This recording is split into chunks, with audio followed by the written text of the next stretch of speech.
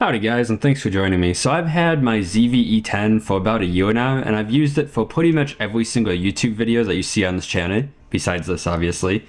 It's an amazing camera, but I'm kinda hesitant to recommend it to everybody because there's a couple of things about it that annoy me. So in this video, I'm gonna touch on my impressions, things I like, and things I don't like, plus a bunch of sample photos. So let's get into it.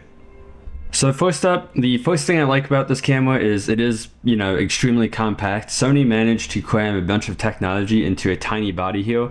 I typically use this with the 16-50 kit lens. As you can see, it's stabilized. The camera is not stabilized. That's why I use this little guy.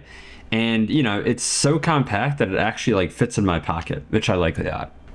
And then as far as build quality goes, this thing doesn't feel quite as good as most of Sony's other offerings, like the A6700 for example. The body is definitely high quality, but it's not, heavy duty. I don't feel like I could drop this thing off a cliff. And on that subject, there is no leather sealing on this thing, so I would be hesitant to take it out into anything greater than some light rain or some light snow. I've taken mine out into snow a few times and it's been totally fine, but you're not going to be taking this into the ocean or something like that. And then finally, I personally find this camera to be very pretty. I know that's subjective and, the last thing you should care about is the, aesthetics of a camera, obviously, but I don't know, I like it.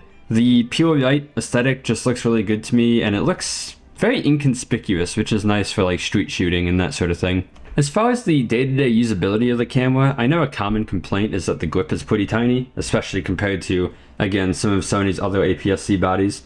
But personally, it's not a big issue for me. Yeah, it's kind of uncomfortable if I'm out in the city shooting for a couple of hours, but I pretty much always have my camera bag on me, and it's getting tossed into my camera bag when I'm not using it. So honestly, the grip has not been a big issue for me. The other thing I definitely don't like that's kind of nitpicky is the strap mount. See right there where you mount your camera strap? It's rectangular on this camera, which is strange because most of Sony's strap mounts are this little circle kind.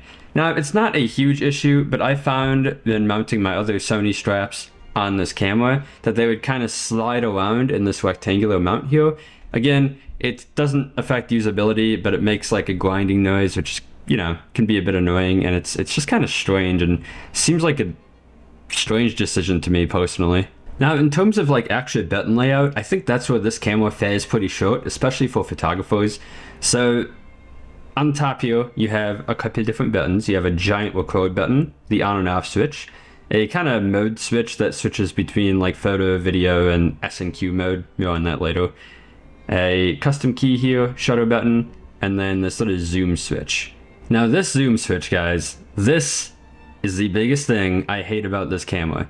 So it works with Sony power zoom lenses, such as this.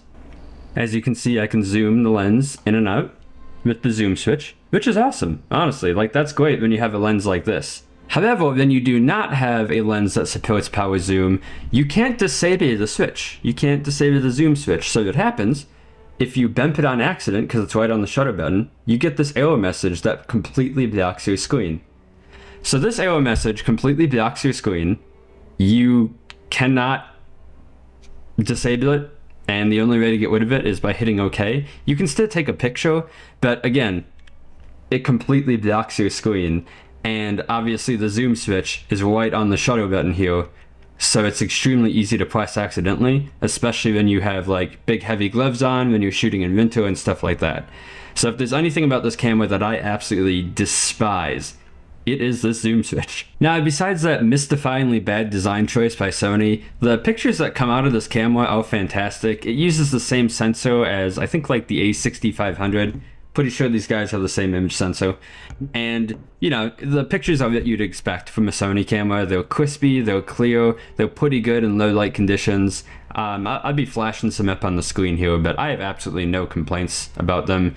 And again, despite that zoom switch design thing, pictures out of this camera, fabulous. Okay, but now let's talk about video quality, or recording, as you can see, because that's where this camera really shines. It's obvious that Sony designed this thing with video in mind, and the specs show it. You got 4K 30 FPS, 1080p 120 FPS, 8-bit recording, various lag profiles, editing and post-processing looks, amazing. It's very easy. Then shooting at night or in low light conditions, Video footage can get a little bit muddy, a little bit noisy, but it's not too bad, and it's definitely a big improvement over, you know, a lot of previous Sony cameras that I've used, like the A6000 for example.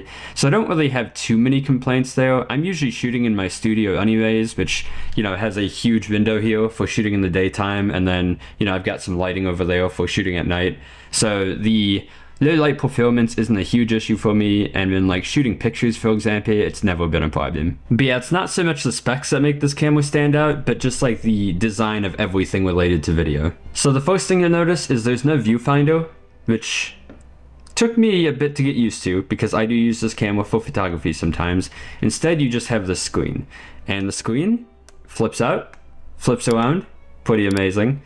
This screen has been fantastic, and man, dude, this is my first Sony camera with a flippy screen, and it is game-changing. Before, I was shooting with this kind of screen, and I had to buy a hot shoe mirror attachment on the top, so I could like look at myself on the screen because these screens don't flip out.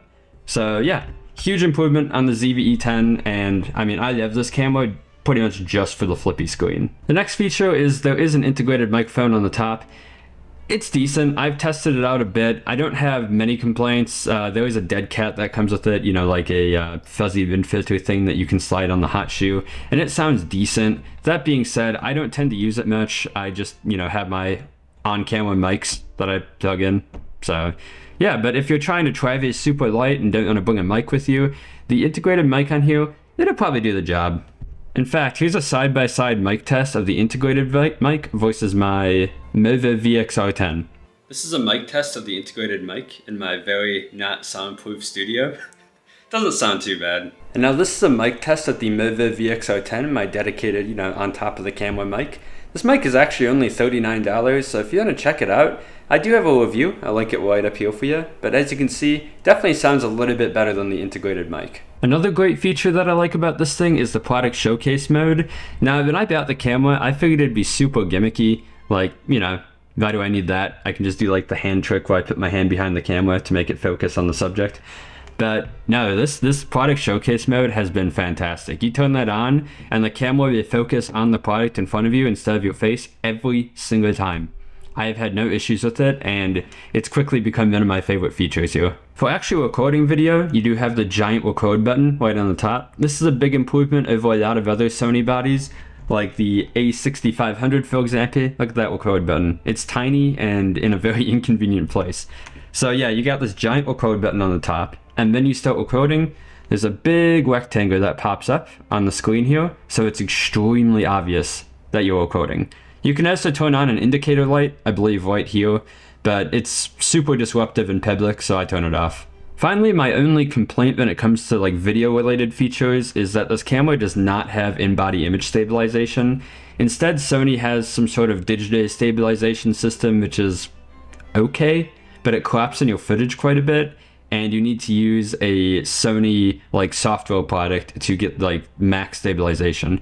I'm not a big fan of that, but I can see why they left it out on this camera to keep it tiny and pretty cheap. So it's fine. As for autofocus, I mean, if you've used any Sony camera, you know they're pretty great. No complaints. This thing's super fast, snappy, doesn't hunt. Obviously it depends a bit on what kind of lens you're using, but yeah, autofocus is great. It does IAF, tracking, everything like that. And then finally, battery life. So it uses a pretty tiny battery, and the battery life definitely reflects that. You're not going to get a ton of life out of this, so if you're going out with it to shoot, like, you know, outside of your house, outside of your studio, I would definitely buy an extra battery. I personally use third-party batteries. I'm not sponsored, but honestly, they're half the price of the Sony batteries, and they do pretty much the same thing. But, you know, don't tell Sony I said that. In any case, this camera is usually in my studio, so having, you know, extra battery power doesn't matter because I can just plug in the camera or use a dummy battery. Okay, so I just dumped a ton of information on you, so you're probably asking yourself, should I buy the ZV-E10? So I'm going to make it super easy. If you're doing primarily photography, I'm talking like 90-95% photography, do not buy the ZV-E10. The zoom switch thing and no viewfinder and kind of the sort of lack of buttons for manual controls is kind of a big deal breaker if you're going to be using it pretty much exclusively for photography. Instead, for photos, get something like the A6500. It's the same price, it has a viewfinder, it's a great camera. But if you're primarily doing video or you're trying to get into YouTube or something, this camera is gonna change your life. Maybe. I mean, you've got the flip out screen, you've got a mic jack, you've got the giant record button. Everything about this camera is just like, it felt like it was hand designed for somebody trying to get into YouTube. And you know, I'm kind of the example of that. This camera has taken me from like 50 subscribers to where I am now.